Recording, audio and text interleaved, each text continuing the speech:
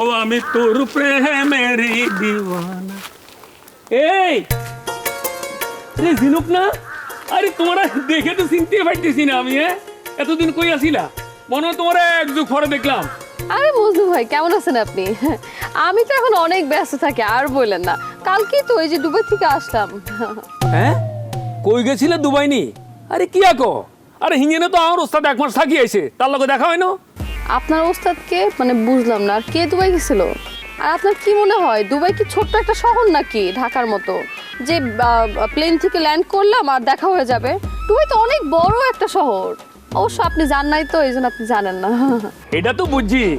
আপনার কোন ওস্তাদ দুবাই গেছিল? আর ওস্তাদকে? আমার ওস্তাদ তো একজনই, ওস্তাদ রনিও। হে এখানে কেন গেছো জানো নি? রাজ পরিবার একটা বিয়ে হয়েছে, এখানে যত রকমের নাচা গানা হয়েছে সব সেই ডিরেকশন দিছে। ওইখানে আর কে কে গেছে জানো? বোম্বের ক্যাটরিনা, তারপরে প্রিয়াঙ্কা, তারপরে দীপিকা, মানে অনেক নায়িকা, সব নায়িকা তার আন্ডারে এরকম নাচ গান সব করছে। নগদে 500 টাকা বা তার বেশি পেমেন্টে পেতে পারেন ঢাকায় জমিসহ 20 কোটি টাকার পুরস্কার। আচ্ছা মজনু ভাই, আপনি একটা কথা কন তো, আপনি কি ওস্তাদের সাথে দুবাই গেছিলেন? আপনি যেইভাবে চাপা মারতেছেন যেন আপনিও তার সাথে সাথে গেছিলেন। না, ওই এখনো সুযোগ হয় নাই, তবে আমি যাবো আমি অবশ্যই, বিকজ আমি তো এখনো পূর্ণাঙ্গ পরিচালক হইতে পারি নাই, আমি এখনো অ্যাসিস্ট্যান্ট। তবে আমি কিন্তু ওই যে রিসেন্টলি আমিও ডিরেকশনে চলে এসেছি। শুনো বাইদি ভাই, তোমার একটা কথা বলি, আমি যখন ডিরেকশন দিব তোমারে কিন্তু আমি কাজ করব, আমার ছবিতে কিন্তু তোমার অভিনয় করতে হইব।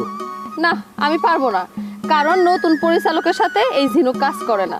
আর এমনিতেও আমি দেশে থাকবো না, কলকাতায় 2টা ছবির সাথে সাইন করছি, সেখানেই তো টাইম দিতে দিতে আমার 6 মাস লেগে যাবো।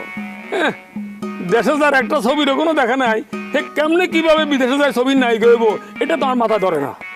আপনার মাথায় ধরাও লাগবে না, দেশে এরকম পরিচালক থাকলে কাজ করা যায়? হ্যাঁ, কাজকর্ম কিছুই নাই, 1 মাস গল্প শুনতে শুনতেই তার সাথে নাকি ঘুরতে হইব, এটা কোনো কথা হইলো? কই, আর রমি ওস্তাদের এই ধরনের কোনো বদনাম আছে বলে তো আমি খুব একটা জানি না। তবে হ্যাঁ, আর 2-1টা গার্লফ্রেন্ড আছে, এদের সাথে একটু সময় কাটে আর কি। কিন্তু ওই সমস্ত ফিল্মের নায়িকাদের সাথে বাজে আড্ডা মারার মতন লোক সে না। হ্যাঁ, কারণ আমার ওস্তাদ লোক কাজ পাগল মানুষ।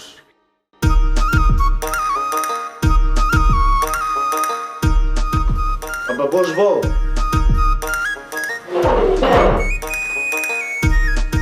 বাবা, কোনো কারণে কি আপনার মন খারাপ? অবশ্যই মন খারাপ। যে উদ্দেশ্য নিয়ে আমি এখানে আসছি, রাজাদের বাড়িটা কেনার জন্য, সেই জায়গায় তো আমি ব্যর্থ। তারপরে মন ভালো থাকে কেমনে?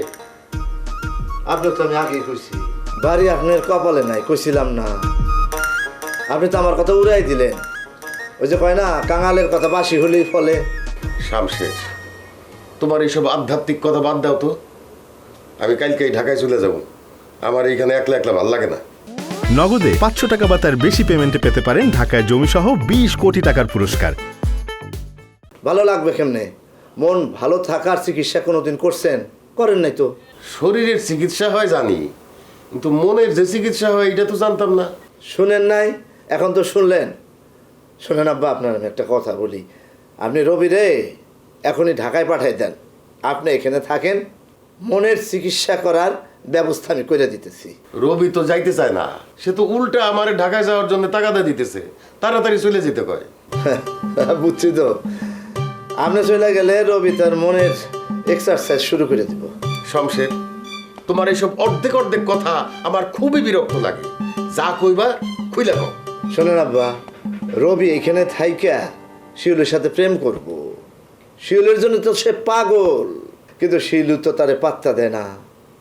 কিন্তু রবির শিউলের পাইতে হইব, তারে লাভ করে এবং করবই।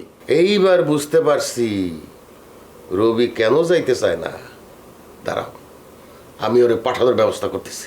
শোনেন আব্বা, আপনি রবিরে ঢাকায় পাঠানোর ব্যবস্থা করেন, আমি এখানে আপনার প্রেম করার ব্যবস্থা করে দেব। ওয়াদা।